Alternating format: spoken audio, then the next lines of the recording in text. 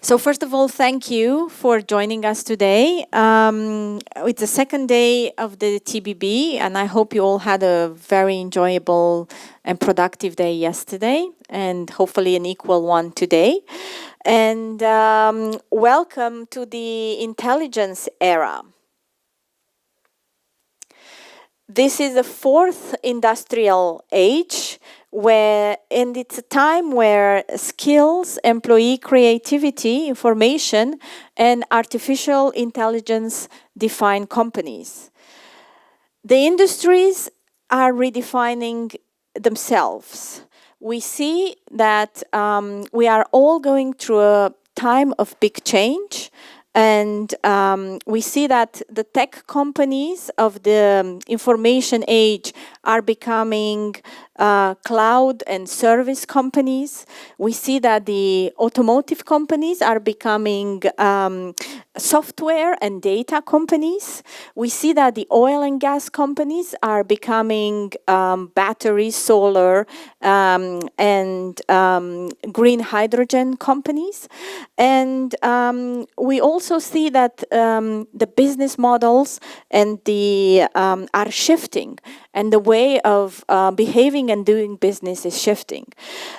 So all this transformation is leading to a brand new challenge, and that's what all the reports are highlighting. And this challenge is different, and it's global, and it's new. And this challenge is a global shortage of skills and talent and workers. But we heard here at the TBB that we should rephrase the narrative. We should rephrase it, the challenges into opportunities, the costs into investments, and so on and so forth. So, but in order to rephrase, in order to have a starting point, we need to see how big the challenge is. And basically, we are looking at the very hard numbers that are put out there.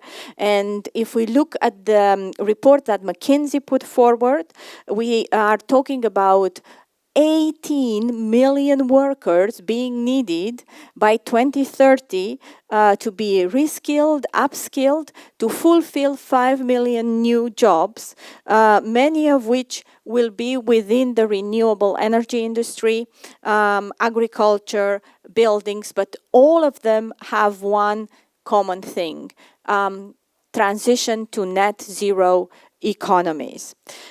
So in this spirit, and now that we know how big the challenge is, we have invited today for this parallel session our partners for all over the world, and from all stakeholders, types, and institutions to join us in a brainstorming format session to define opportunities, to look how we can, together with global learnings and approach, can put forward solutions.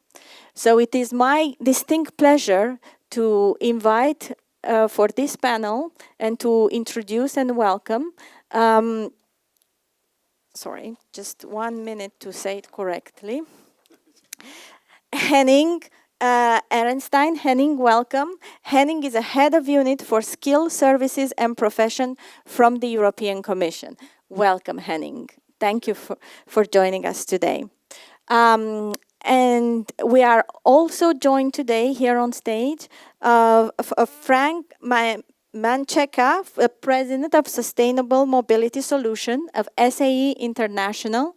Welcome, Frank. It is my distinct pleasure to welcome Mr. Sailesh Lalla, the Chief Business Officer of NIIT. And lastly, our distinct sponsor, which I would like to extend a word of gratitude. Thank you very much, Mr. Riccardo Barberis from ManpowerGroup. So, gentlemen, First of all, welcome for being here today. And I would like to start by prompting you with one question. And then I want to invite us to have a dialogue and to exchange between ourselves, to have a compelling story. And I would like to start with you, Henning, from policy perspective angle, and to ask you, what is the European Commission mandate and drive in addressing global talent shortages, and mainly European? So we talk global, but we really we are looking at the European angle, especially in the high demand for green skills. What policies are being developed to bolster the EU's skills framework for evolving professions and services? Thanks a lot, Oana, and thank you for giving us a bit of your time to listen to us and discuss with us how we want to address skill shortages for the green transition of our industries. I work in the European Commission's Department for the Economy and Industry, and the fact that our ministry, in quotation marks, created a unit that deals with skills, in addition to that, having traditionally been a subject of our labor and employment DG, says everything in response to your question as an opening. So we know from companies, from feedback we have, that about 70% of EU companies are not undertaking investments they would like to undertake because they don't have the skilled workers in order to carry out that work. We also know that about 40% of all jobs in the EU are impacted by the green transition. So they require a degree of up and reskilling of the workers in order to make that transition a success. So it's against that background that the President of the European Commission, Ursula von der Leyen, has announced that this year is the year of skills and the year of promoting the up and reskilling in Europe, which sets an important political signal to all stakeholders. What does it mean concretely? So we are working on a sectoral level with different industry sectors, bringing together all the actors in an industry sector, industry, social partners, government bodies at different levels, to map and define the exact skills needs of an industry sector, and then deliver commitments that we part finance the implementation of with EU money to up and reskill people. And we have, like this, covered many industrial sectors over the last 2 years with these programs, and have pledges for the up and reskilling of about 10 million workers in the EU in the next 5 years. Specifically to the green transition, where the situation is very acute, and of course this is the focus of the conference here, and thanks again for the invitation, we are setting up a number of what we call European skills academies for the net zero transition, which is a way of, and here I have to be politically very careful, supporting and supplementing the actions of member states to up and reskill, because education and training policy under the EU treaties is first and foremost the responsibility of member states. We at the European level can only support that. So what we're doing is we are making available resources for the launch of such skills academies in particular sectors such as batteries or solar for now, where we want to, with our partners, develop upskilling programs, content and materials that are offered to education and training providers, be that industry, be that universities or technical schools, be that also social partners. Trade unions have an important training function in some of our member states in the EU. Offer that to them for their use to up and reskill the workers that we need for the green transition. So that's how we want to support that re- and upskilling of 40%, as I said, of the workforce that has to go through that. And without wanting to be too long, just a word to also say we can address a lot of the skills gaps that we have in Europe by focusing on the upskilling and the mobility also of the European workforce. But that won't be enough. We all know that there is a global competition for skilled workers, and we have to be better at attracting skilled workers from third country. And the Commission will shortly come out with a package of measures in November to facilitate that. That's for now. I was probably too long. Thanks. No, thank you very much, Henning. Very insightful development, and definitely looking forward to that, because you brought also there the global angle, and of course we are looking at the European angle, but we are performing on a global stage. And NNIT, it's a global company with a global footprint, and I want to ask you, Sailesh, how is NNIT experiencing this transition into the skills force, and what strategies have you implemented to ensure, let's say, that the customers that you are serving have their needs met, and what can you share with us from the best practices around the globe that we can learn here in Europe from? Thank you, Anna, and thank you for having me here. If I were to be honest, what strategies are we pursuing? I would say I have no clue. we are at early stage. Thank you for your honesty. Yeah, I won't pretend that we've figured this out. But just a couple of words on our company. Some of you may not have heard about NIIT, but we are a 40-year-old company, and we are in the business of global talent development. So we have trained and reskilled and upskilled millions of people around the world. That's our business. That's our only business. We started in India back in 1982, and it was this kind of seminal moment that we are experiencing now, which led to the birth of NIIT. And what was happening in India in 1982 was there was a huge wave of computerization, and NIIT started as a computer training company. So a lot of parallels in the upswing of computer technology, digital transformation, and so on to what we are seeing now. In 1982, the situation was very stark. On one side, there was a huge upswing of digital and computerization that was coming in that would require hundreds of thousands, it wasn't in millions at that time, but hundreds of thousands of skilled people. On the other hand, India as a country was producing a lot of graduates from our university system. So India had a robust university system which was producing a lot of graduates in arts and science and so on. But we were creating we had an unemployment problem. So a lot of educated people who could not get jobs, and an industry which had jobs which couldn't find people. And NIIT was founded by saying, if we could build a bridge between this and enable people who have fundamental skills to cutting edge skills and put a toll booth on it, that could be a good business model. So that's how we started. We became very, very successful. We started in India, but very quickly we expanded into about 20 countries around the world. For some of you who know that India is now a massive superpower in digital and IT, I'm humbled to say that NIIT has played a pivotal role in that building that global talent pool.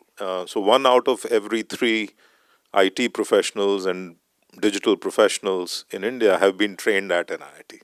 So that's a massive contribution that I've been part of generating. So, and then we were invited by the governments of China and South Africa and so on. Anybody who wanted to move to the knowledge economy needed the global talent pool, and that's where NIIT has played a very significant role.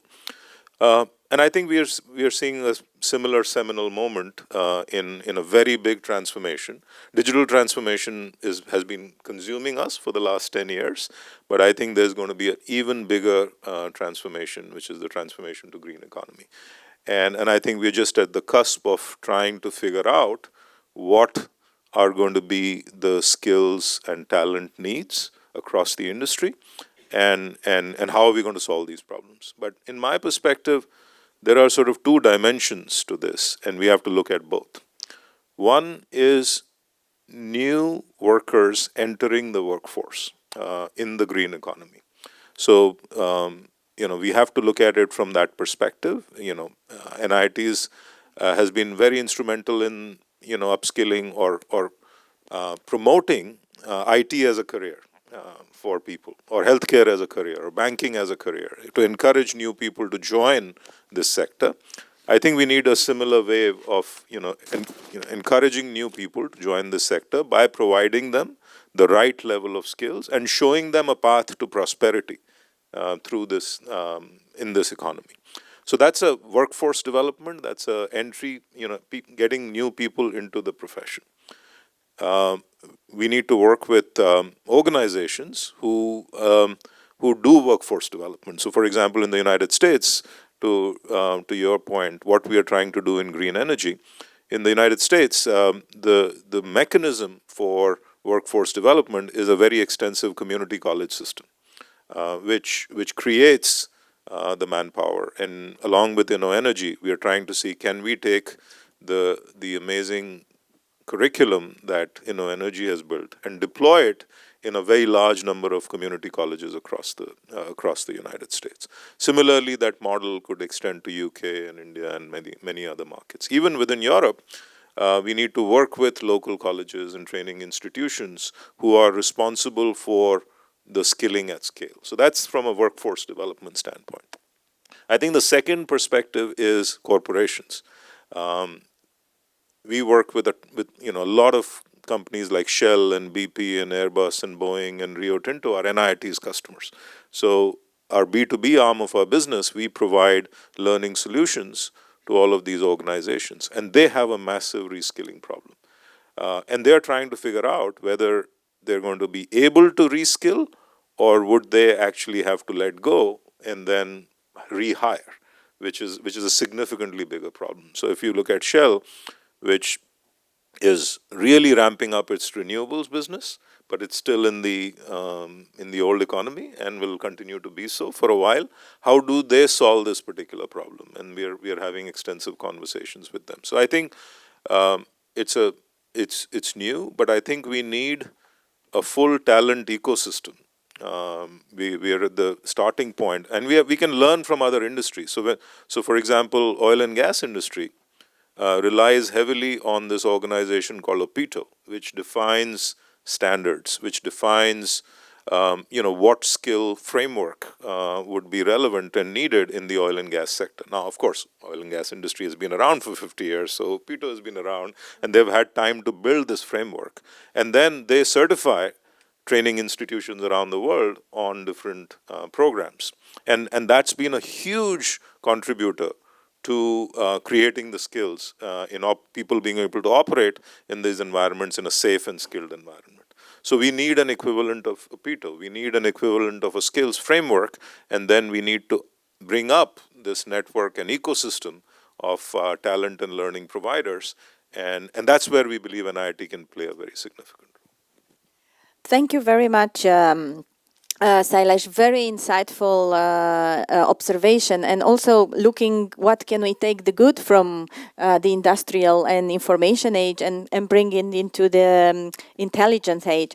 But talking about industries being challenged and going to significant transformation.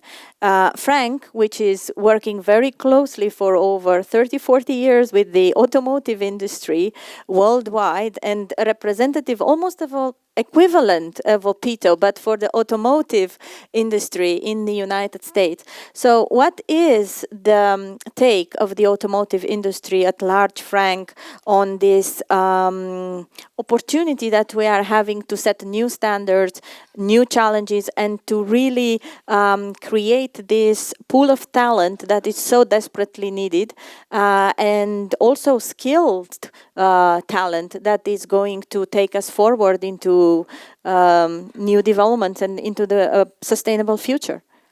Thank you, Oana, and thanks to my fellow panelists and to everyone who's attended the session.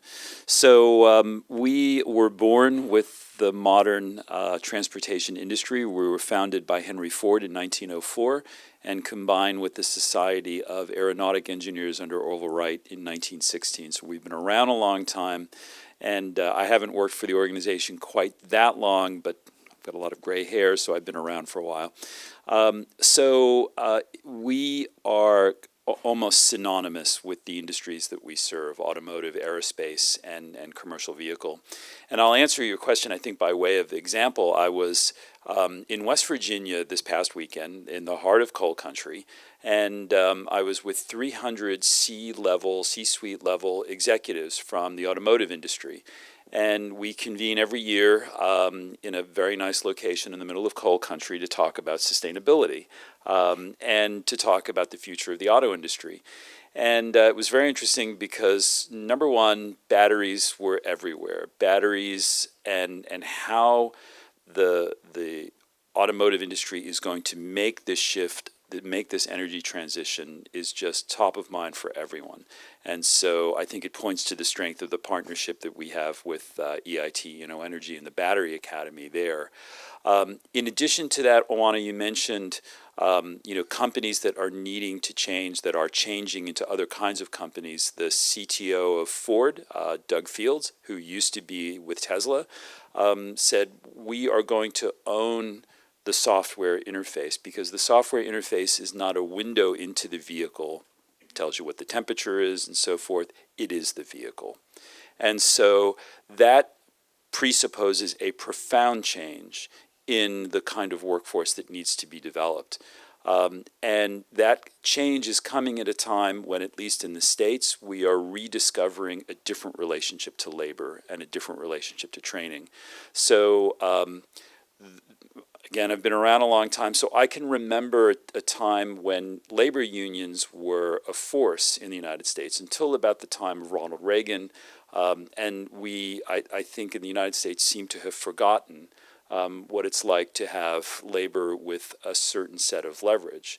And so right now, the United Auto Workers is striking, and that hung over the entire conference.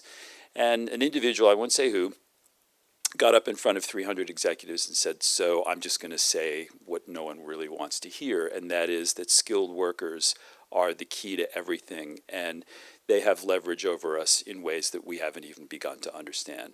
And the relationship between management and worker is fundamentally different. The pandemic has played a role in that, but this transition, at least in the auto industry, from one form of energy to another, and the skills that are required not only for energy transition, but the transition from mechanical to software as the center of the vehicle, presupposes all sorts of changes.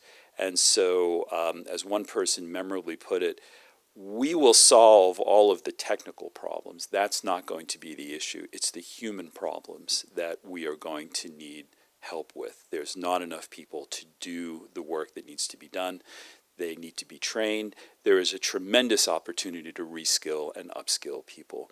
And just by way of example, we are doing a program with a company called Charge Your Help, which is another one of our valued partners like Energy. And they are doing training of electric vehicle charging station technicians. They are drawing those people from disadvantaged communities. They are building a green tech workforce of women and people of color, people who normally don't get thought of first for green tech jobs. And we are certifying them. And so what we are finding is these are people who maybe yesterday were working in fast food. And with the proper training and proper certification, they are being able to move into green tech jobs. They don't have necessarily college degrees that can then scaffold into other kinds of high-paying jobs. So I'll sort of end by saying I think we're at a moment of inflection. We're at a moment of inflection with regard to how labor and management interact. We're at a moment of inflection on what it means to be a skilled worker, and we are at a moment of inflection in which we have the ability to empower people who are normally not thought of in green tech jobs, to give them an opportunity to move up, and that is a tide that lifts every boat. And so while there are huge challenges that we have to deal with, I have a kind of overarching sense of optimism about this.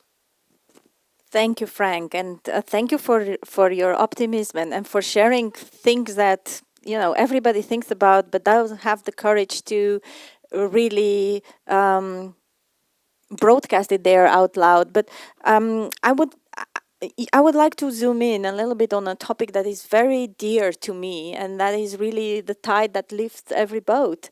And I want to turn to Riccardo and the Manpower, because in your name, man, it's central. And I want to ask you how, in this transformation where you are central and a convergent point between the worker and the companies, how are you evolving? How is Manpower addressing this evolution of the needs of the society, of the different groups, of the workers, of the companies, and especially into the green skills area, and mostly, how are you overcoming the resistance of some groups to undertake this change that needs to be taken, that it is implied in upskilling and reskilling? Yeah, thanks, Joanna, and thanks for the invitation. First of all, building on what Frank just said, is really something that we see as ManpowerGroup, given that we are present in 70 countries in the world since 1948.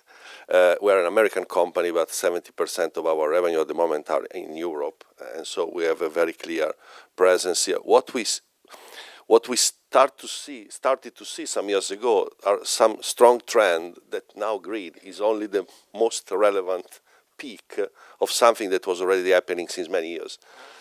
We have a talent survey. In the last 12 years, it's only increased the number of employers that said, I'm struggling to find the skills that I need to execute my business strategy. It's just double in the last 10 years, independently from economic cycle. So this was already a strong signal that something was happening in all the industries, even before COVID and even before this green transformation that we are now talking about. The second element, specifically for Europe, is the demographic trend. So we are talking about a scarcity of skills, but the data-driven point is also that the quantity of skills is another challenge that we need to solve in Europe. So what I try to say as a first point is that we shouldn't forget that there are some structural changes in the labor market for the future that are already shaping our reality. And then green transformation arrives, accelerating all those aspects and showing even more clearly how much is the gap between what the companies need and what the labor market can offer. Henning mentioned this data of the 70% of companies that are saying, I want to invest in green skills. 94% of those 70 are saying, I don't find them. So I have the money on the table, I know that I have to hire those people, I don't find them. So this is just to position the size of the problem. We don't have the solution, but we are learning a lot and transferring our knowledge through the companies, because our big opportunity is that we interview more or less 10 million candidates per year, and so we know what the workers want. And we are cross with all the industry in our portfolio of companies as clients, and so we can understand what it means today, green transformation for automotive, differently from logistics, differently from construction. And this is what we can offer in terms of benchmarking and element. Don't forget the workers, because it's absolutely right that the power of the candidates today is not anymore. It's not the same of 10 years ago. Who has to deal with those kind of appealing offers or package preparation or employer branding strategy knows perfectly that the power of the candidate is completely changed. So we are not anymore in a situation in which, maybe the first suggestion is, if you think that to first think about the facility, then think about the raw material cost, then think about the supply chain, and then at the end think about the human capital, think again. Because even yesterday we talked about this There was a person that someone met, said, okay, I'm looking at this, and then we open a new gigafactory, and there will be a nice place. I have to deal with the legal aspect. And for the human capital, what do? I have 2 recruiters that will take care of this when we will be ready. Okay, good luck. So this is the first shift that we see we have to do all together, because it's a complex problem in which we should have complex solution. We are not the solution, but we think that as Manpower, we can be part of this ecosystem. And this is the reason of also our partnership with NO Energy, because we are not expert in training, but we know from our clients which kind of skills that they need. And then we can sit down and say, look, but this job title has 25% of tasks that are changing, but the other 70 can be the same. So oil and gas can become green, and there are 25 or 30% of tasks that we need to work on. So the second element is to be very granular in understanding the taxonomy of this transformation, and below this taxonomy, which are the real type of capabilities that the company needs, and then work on it. A third potential suggestion is about adjacent roles, because there are in every country, in every local place, and this is why also another strength that Manpower can offer. We are global, so we are desperately looking for scalable solution. But on the other hand, we are also very local. So we are in Italy, we are in Spain, we are in Portugal, we are in Belgium, we are in Germany. And this local understanding of the automotive, differently from the battery, differently from the logistic, differently from the consumer good, can give us an understanding of where are the pool to fish. Another suggestion. And the last one, to stay in the time, I think is about how diversity can play a role in this challenge. Because one of the things that we do is also about sometimes to discuss why this is not for women, why this is not for people with disability.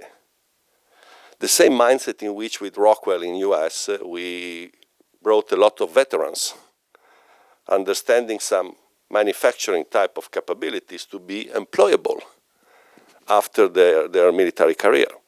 So this kind of mindset that you know can happen, we can offer, we can learn from this, and we can scale. This is what can be the value of understanding the complexity. And there are sectors, maybe like textile in Italy is not anymore a nice sector to be, but maybe 100 kilometers later, there is the automotive in fiber carbon that is growing, and some capabilities of this sector can be used in the fiber carbon type of production process. So those are the things that if we don't think differently, it will be difficult to imagine the green transformation, because in the next 5 years, those need of skills will surpass the IT needs. So it's something that is much more than we think. And coming to the question of yesterday of the economy, they said, but it's better to compete with China on battery. They almost won. Let's go for new things. The elephant in the room is that when we will have those people ready, there will be another wave, and we will be again not ready. So how to build sustainable framework that can help the companies, not just for the next 3 years, but longer term. These are the challenges that we are trying to discuss and to learn from, discussing with our clients. May I add another sort of comment, which I think we are at peril to ignore, which is another wave where almost similar amount of investment is likely to go in, which is the wave of artificial intelligence. And that's going to disrupt every sector and potentially impact a significant number of people in their current jobs. So if that happens, it's not an if, it is going to happen. Again, $500 billion worth of investments are going into that sector, which is comparable to the kind of investments going into green energy, which will result in a certain number of people being displaced. And here is another sector, which is green energy, which is creating new jobs. And I think we're going to see a level of employee mobility that we have not seen in the past. And this is where I think it is going to certainly be cross-border. It could potentially be cross-continent as well. So to your point around, movement of, it's not just a skilling thing, it's also, creating the right conditions for talent to move from one country to the other, one continent to the other, because we will need that kind of flexibility in our workforce and our solutions to bring that to fruition. What are your thoughts on that, Henning, on the mobility side, and also the frame that we need to create to enable these changes for all the groups, but also keeping in mind that we need to cater for prosperity of our society, for stability in the in the regulation for the companies. So how do we tackle all these puzzles? And are any thoughts at the policy level how to address this? So on the things on the topic of optimism, which I actually fully share, we had the automation of the 1980s. People were saying everyone's going to go out of jobs. We had the arrival of IT technology. Again, everyone was saying people will go out of jobs. We have now artificial intelligence. Again, there is concerns. In reality, any of these innovations has led to more jobs, not less jobs. So I'm rather optimistic that the green and digital transitions, while they pose a lot of challenges for individuals that will have to change the type of work they're doing, and that is never easy. I come from a very industrial, disadvantaged region in Germany where I can see this in my street that I grew up in, how difficult this can be. But the opportunities are clearly there. Also, this is just our microcosmos in the European Commission, in the European administration. When I advertise a job that has something to do with preparing industry for the climate change age, I have 50 people applying. The best lawyers are applying for that. If I have a job about something that is less sexy for young people, I get no applications whatsoever. So there is the potential is there, and now we just need to put in place the framework conditions to make sure that we don't lose that potential. And that's always a challenge in any political environment, and I would say particularly in a European one where you have such a complex sharing of responsibilities between sovereign member states and the European Union, and where traditionally skills and education policy is really closely guarded by member states as their prerogative. So we are, of course, at European level trying to, I don't have a better word than mainstreaming skills policy. So with the Net Zero Industry Act, which is all about upscaling clean industry in Europe and is our answer to the IRA in America and Chinese industrial policy, we on purpose included a strong skills chapter and dimension in there, which is not something we've done previously, where we've dealt with skills policy somewhere there on the other side of the corridor. As you, Riccardo said, that the person you met yesterday, at the end of the line, and what do I do about skills? We all know this is not going to work. So I think there has to be, and there will be, optimistic, a change in the way this is also perceived by policymakers. We're trying to do this as one step with the Net Zero Industry Act. Another step clearly is to reduce the regulatory and administrative barriers that impede people from moving, whether that is inside the EU or from third countries to the EU. It's a very delicate subject because you have different cultures and traditions of regulating economic activities. It's not like you were referring to the petroleum industry before. We have clear safety concerns that are the same in all countries, so the regulation is going to be similar. But if you talk about electricians that are key for a number of these technologies, they're regulated differently in every member state. And it has been, I think, 20 years that we're trying to convince member states to unify that regulation a bit, so to enhance the mobility with very little success. But I think the political tide is shifting, and I think we'll have more success going forward. Wow, that's very positive news, Henning. Thank you so much, and thank you very much for the optimism. I am aware that we have very insight and very active and exchange here on the on the stage. But I don't want you guys to become complacent. I want you to participate in the debate, and I wonder if there is anybody who has any questions or any suggestions that you may want to share with any of the panelists. And I see a gentleman has raised his hand. Yes,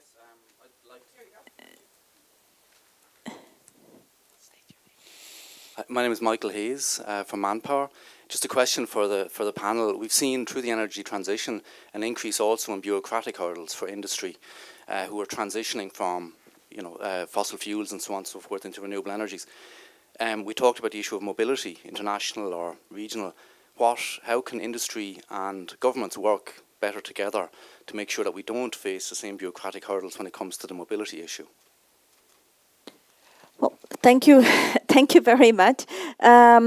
Maybe I would like to just give a very quick tour to see what are the angles from different geographies.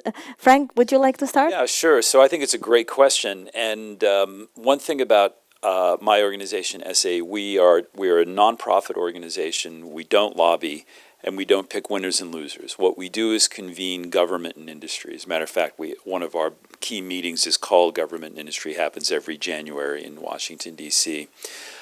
We are working between industry and the Department of Energy, for example, in a project called LiBridge, which is all about creating a workforce for the lithium-ion battery industry in the United States. So I think there is an example, there's a history of working together. I think, at least in the States, this is the first time we've had industrial policy probably since the 1950s, when the Eisenhower administration decided it wanted to build an entire infrastructure of highways. And I think, to my colleague's point, I think government to some extent is lagging industry in terms of being able to articulate. We've done a good job of articulating industrial policy. We are not doing as well articulating educational policy. Part of that is, I think, to the point that in the United States, education policy is a matter of state rather than federal authority. But we are working as an organization to try and bridge industry and government, particularly when it comes to skills and training, particularly when it comes to the area of battery development and energy transition within the automotive industry, because it's all very well and good to put these tax incentives of the Inflation Reduction Act and the Bipartisan Infrastructure Act, spending $7 billion. That's all important, but without the workforce, those goals can't, the return on those investments can't really be realized. So I think there has to be a really robust dialogue between industry and government. I think organizations like SAE can play a role in that. I think we as a community, really have to have a face to policy and to government to say, we are here to further this, but there has to be cooperation.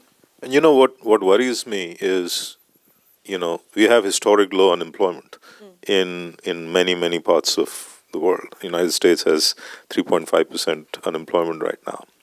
So where are people going to come from? And we have to take a leaf out of other sectors like IT, where programs, which can be controversial, but programs like H-1B visas and others created organizations the flexibility, or give organizations the flexibility to have talent, maybe from overseas.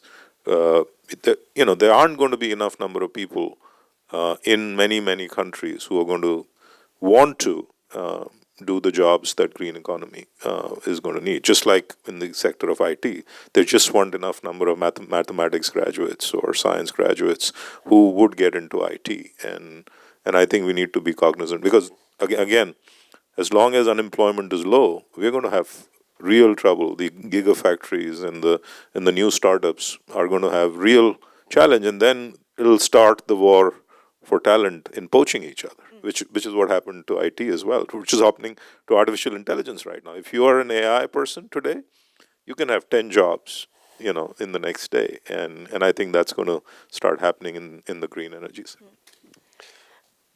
Riccardo? I would be also positive, because I feel that there is a very positive momentum at the moment. The government are really taking care of this challenge very seriously, not just because of the public fund put on the table, but also in terms of interest longer term.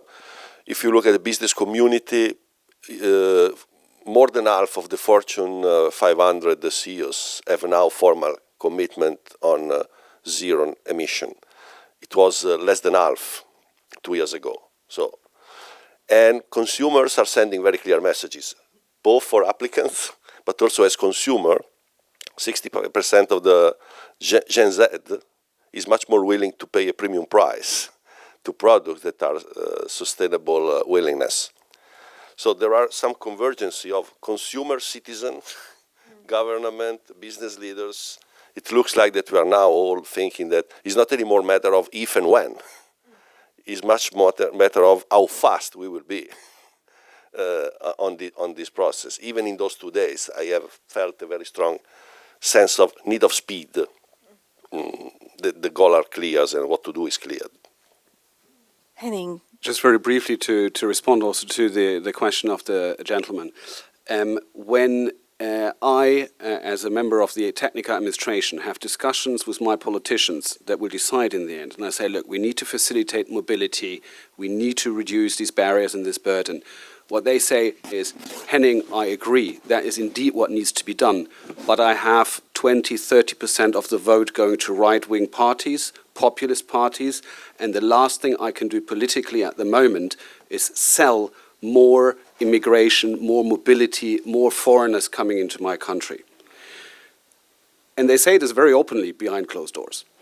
So what you ask what you can do is to, that's now my personal view, not the official position of the European Commission, although that's probably not very different, is to contribute to the debate in society that addresses these populist tendencies that unfortunately we have and that stands in the way of solid policy making that would help you. Yeah. Thank you for sharing that. Took courage, Henning. Thank you very much for this. I think there is another question. Can I try to pivot the whole problem? Because I'd like to dissent. I don't agree there's a shortage. I think there's a lack of innovation. I think you can balance, let's say, a shortage in talent out with more innovation. I think there are many industries, building and construction is a great example, where there's not really a lack of talent. Everybody screams there's a lack of talent there. The real problem is there's no investment. There's no innovation. The thing has been standing still forever. So what's your view on that? Where can innovation help? We're here at a big event. It's all about innovation. You know, where would innovation help? Because that would be another way to solve shortages and to have a better solution perhaps than just hauling lots of people into countries. I mean, we've got 1 million houses shortage in the Netherlands, mainly because of labor migration. Oh, that's very, very insightful question. So maybe I can just start and give a thought about that.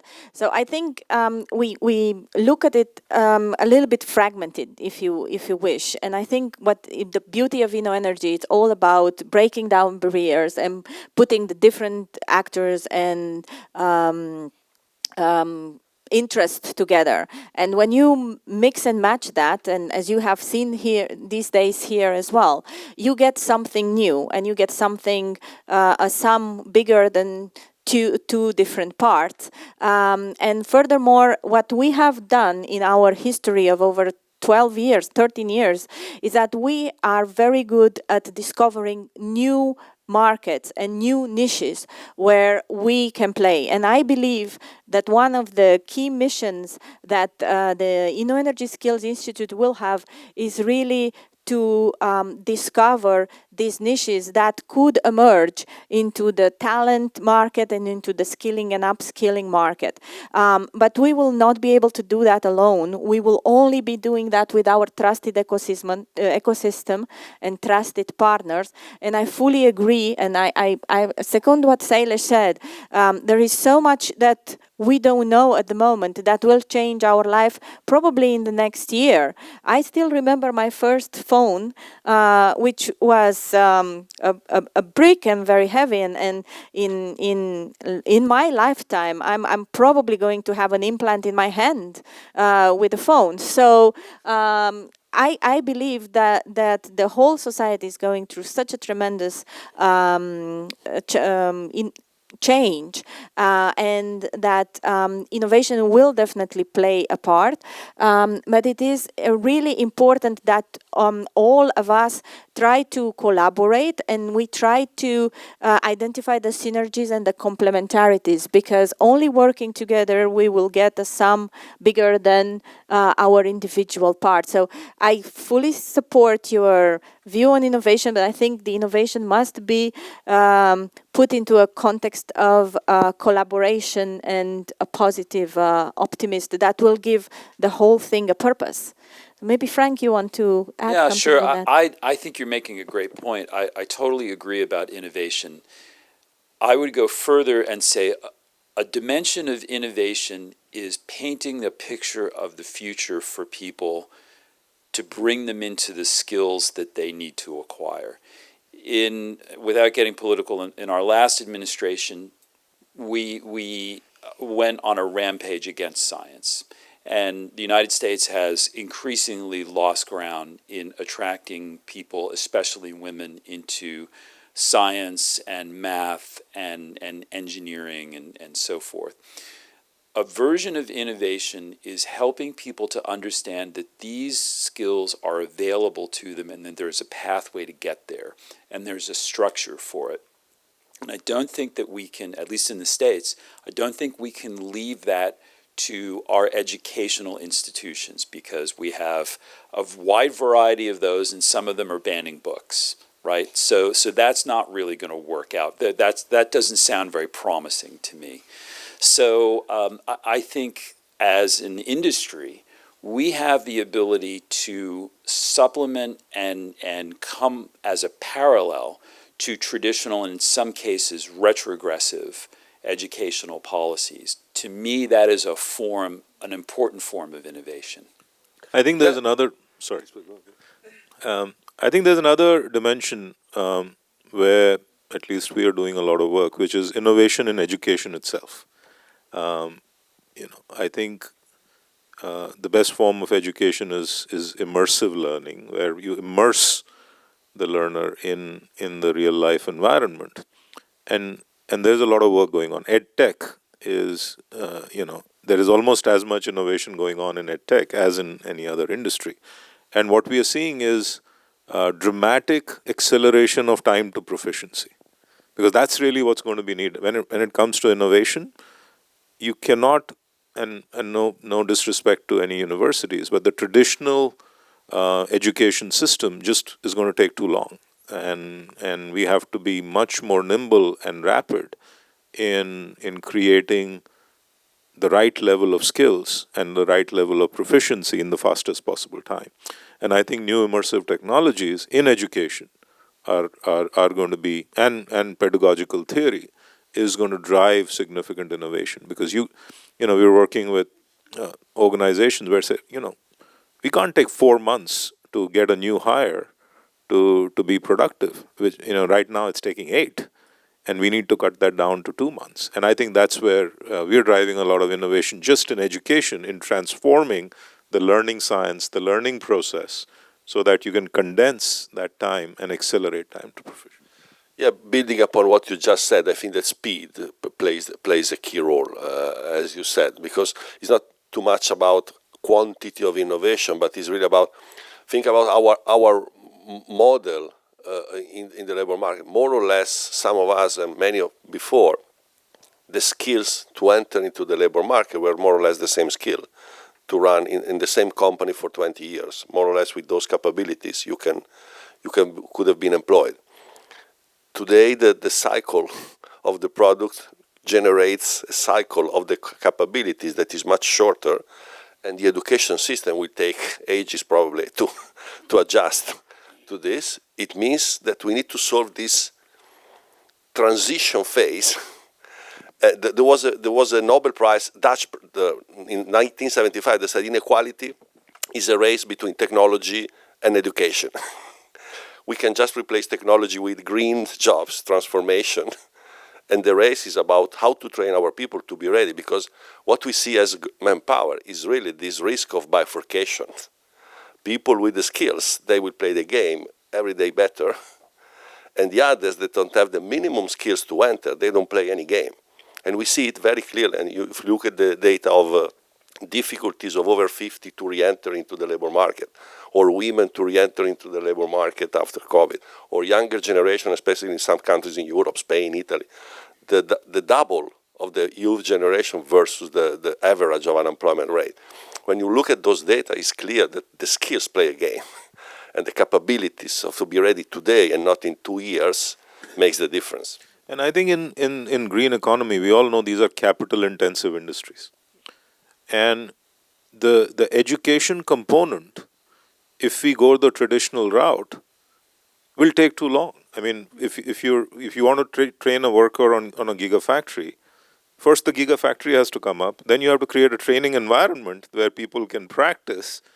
That's just going to take forever. So we need to use technologies like virtual reality, like immersive learning in a virtual way to accelerate that timeline. Because that's one of my big worries, that capital-intensive industries take a long time to create the training sandbox for people to practice in. And if we go the traditional route, we're just not going to be fast enough. So we need to use immersive learning. I believe, no, I fully agree, but I believe we need to be very optimistic about, because the Net Zero Skills Academy that the European Commission has created the framework to be deployed around Europe, and the model that the EBA Academy has, and now the Energy Skills Institute has, is really about that. We are very open and collaborative with our education partner, but we see that there is a gap in the market, and the market needs skilled workforce today in a very foreseeable future, because we just learned that to plan a talent pipeline takes a long time, takes years. And somebody yesterday told me that skills are as important to plan and to think strategically about as critical raw materials. So it will not be an overnight service like it was in the 80s. It will require years. But in the meantime, we do have a solution, and that's the Net Zero Skills Academy that is really having tailored, high technology supportive curricula that is providing the skills and competencies to the workforce with a focus on the blue collars to bridge the gap that it is needed for the industry. And hopefully we can achieve that across Europe, that we can give certification and credentials to people that increases their attractiveness to the labor market and their employability, and enable them to move across countries and borders, and why not continents. So I believe that the note should be positive, that we have solutions, that we have tools, that I think it's equally important to have courage to speak up about that. And I'm aware that we have only 2.5 minutes. So if there is any other questions or reflection from the public, I also want to invite you at immediately after the session to a press conference where the panelists can take more targeted questions, so we can raise those questions there. But in the last 2 minutes, I want to use them to invite my distinguished guests and panelists to provide us with a conclusion or a reflection that we can take after these very productive days onto the possible future on the skilling and the upskilling of the workforce. So maybe we start with Frank. Sure. So I look at it this way. In 1900, when the Industrial Revolution was in full swing, there were 1.6 billion people in the world. In 2000, there were 6.1. Today, there are 8 billion. By 2050, there will be 10 billion. So we are increasing our population. That population is relying on a set of limited resources, except for the sun and wind. Those are limited resources. We have to make this transition. I tell this to people who, I encounter people who don't believe climate change is happening. I say, well, okay, let's put that discussion aside. If you do the math, more people using limited resources that are dwindling, doesn't work. There's a deficit. I don't care what your political stripe is, there's a deficit. We have to get this right. We have to find a way to empower people to help this transition happen. And I believe we can, and I think there are many positive signs happening in government and industry, and the fact that we're here having this conversation is part of that. Thank you, Frank. Riccardo? No, I think time to act is now. I think that we have all the why possible. We are sharing this somehow because we have expertise. Nobody has the secret formula. We just need to have part of an ecosystem, like you were saying before. This, I think, is the critical mass. To be part of a more complex system will help to find a scalable solution. Well, thank you very much. We are right on time. We were told you have to finish on time, so I want to thank everybody in the room for your questions, and my distinguished guest and panelists. I want to invite you to the press room to continue with questions and our dialogue. Thank you.